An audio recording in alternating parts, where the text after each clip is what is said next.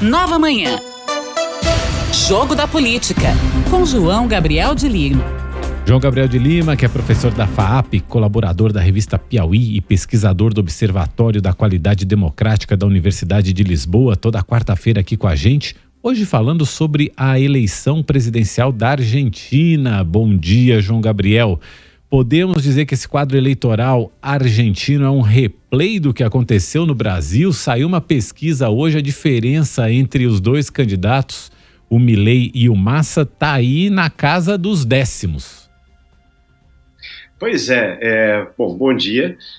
O que a gente está vendo na Argentina mesmo é uma eleição muito equilibrada, muito emocionante, como foram as últimas eleições brasileiras, e tem se falado muito que é um pouco um replay do Brasil, porque forças políticas brasileiras, de uma certa maneira, estão torcendo nessa eleição e participando, né?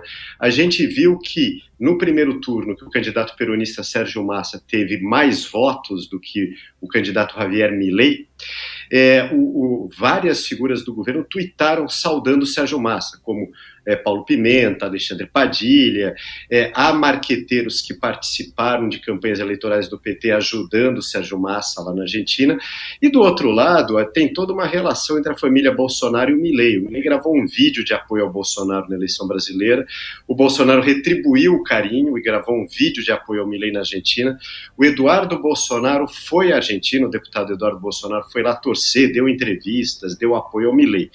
Agora, a Argentina e o Brasil são países muito diferentes, então é perigoso falar dessa coisa do replay. Por quê?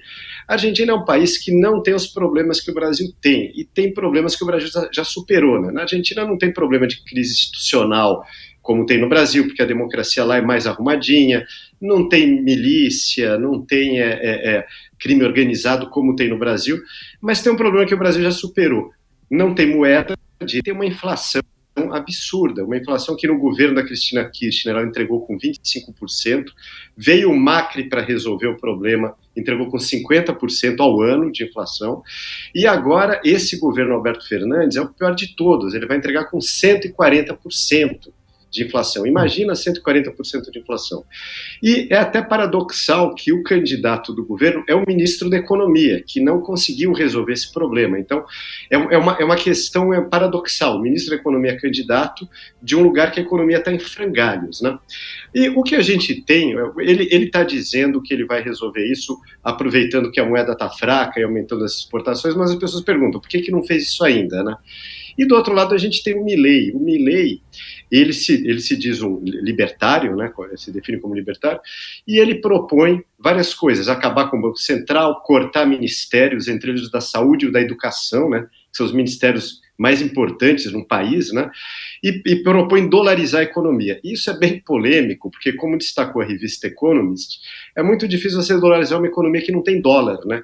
A Argentina dolarizou a economia no tempo do Carlos Menem, mas ela tinha muita reserva em dólar. Então o Menem podia chegar e dizer, quem quiser trocar a moeda nacional por dólar, eu vou lá e pago um peso, um dólar. Agora não existe dólar, como dolarizar sem dólar? Ele não conseguiu explicar. O Massa, ideologicamente, o Massa é peronista, né? Peronismo é uma coisa que não é muito nem direita nem esquerda, né? Os argentinos dizem que tem o peronismo de esquerda, o peronismo de centro, o peronismo de direita. A Globo News definiu o Massa como peronista de direita. O Milei, também de acordo com a Globo News, ele é definido como alguém de extrema direita. Então ele tem aquela agenda negacionista do clima, como vários políticos de extrema direita do mundo, contra o socialismo.